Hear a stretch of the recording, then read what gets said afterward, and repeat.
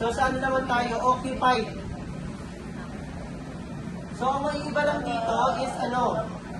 Top sheet. Kasi yung top sheet natin sa ito, no?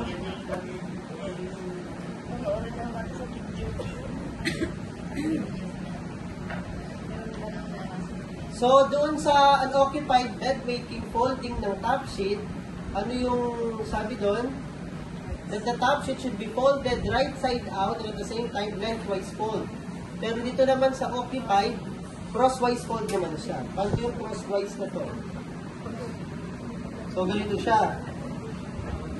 Pero same thing, it should be folded ano? Right side out. So, ito, yung right side niya naka-out pa rin, pero crosswise na siya. And then, fold at the back.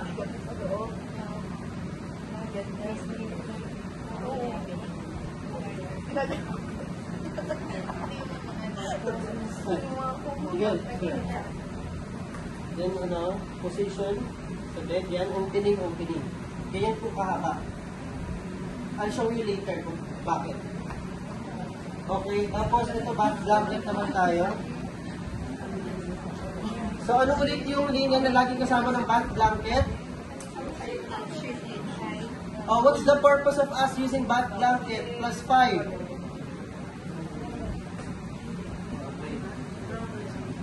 To avoid that. Kasi sir, ano lang, random opinion. Since it's occupied, so we have someone on top of the bed. So, also an additional protection if ever that we will do bashing for the patient. So, for privacy linen.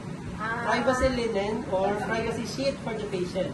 So, it serves to plus 5 from Lois. Dalawa yung ano niya, yung reason kung bakit gumagamit tayo natin.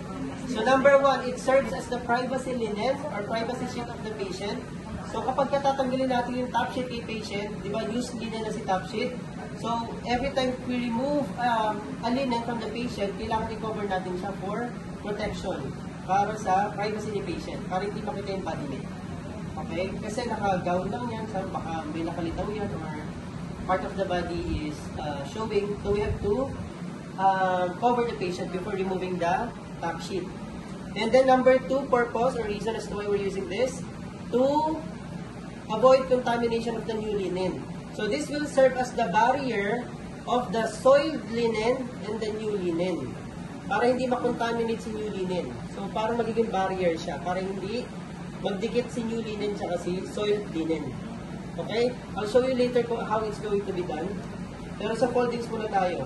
So ano sabi dun sa GC natin, yung foldings ng back blanket? Crosswise, right side out. Crosswise, sir. And then, Right side out. right side out.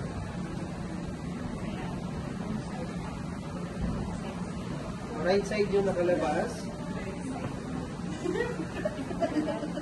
Manahin mo.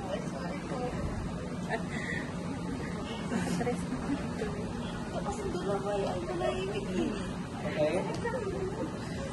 Then folding, fold at the front.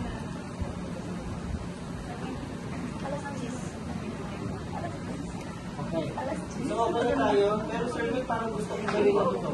Bottom sheet. Gawin natin bottom sheet to. Tapos, ito gagawin natin yung top sheet. Saan na tayo occupied sa na? Sino gustong mag-folding? Ma'am Bana. May dalawa ni Sir Will.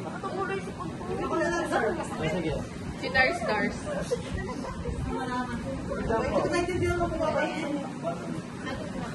Oh, bottom sheet to. Lengthwise fold.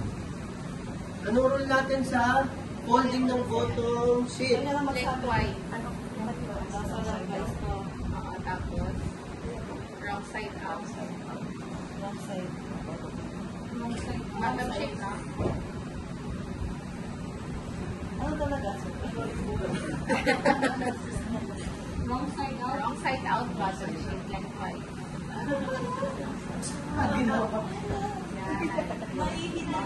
Anong may fold mo sa pita? Dapat may assessment pa tayo. Kasi iba magkaroon pa ng assessment siya. Wait na, ano ba ito? Okay, kayo na magpapastor sa Wrong iyo. side out. Wrong side ha. Military fold. Dapat yung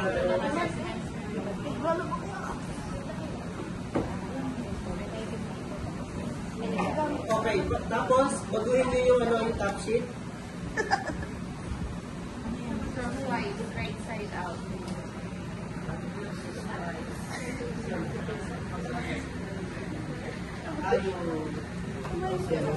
Tanda ko nun. check ko dito. Tanda ko nun. Sabi lang. Crosswise, sir, relax. So, nagbago ang holdings natin ng top sheet sa occupied building. So, from left-wise, Giovanna minus 40. Ayan, minus ka. Military code.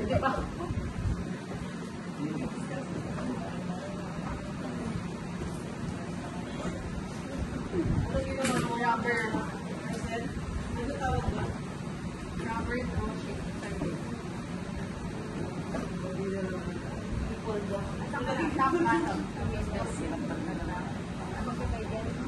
Nag-video kayo? Next one. Yung occupied building. Ito, sir. Si TJ po. Ano yan? Sir, gagawin niya pa nila yung rubber po. Sige, gawin nyo para makita ko. Rubber draw sheet, tsaka cotton draw sheet. So, Crosswise na rin. Wrong side. So anyway, pareho lang naman. Wala naman nagbago ng foldings ng rubber draw sheet tsaka ng cotton draw sheet.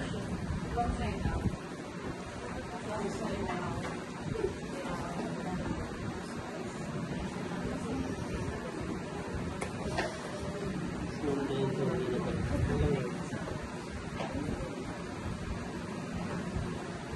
O, cotton draw sheet. Ano yung ano natin? Rule sa folding, sa cotton draw sheet. Crosswise, wrong side out. Tunda yan? Wrong side out. Crosswise, wrong side out.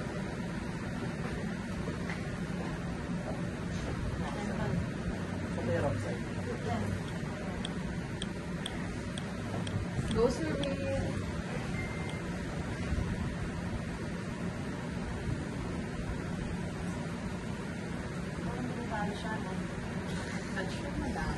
Yung pala yung military talaga.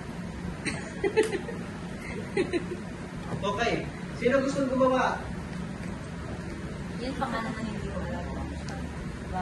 Siyang tao, cotton draw, rubber draw. Marami pang pagpapit.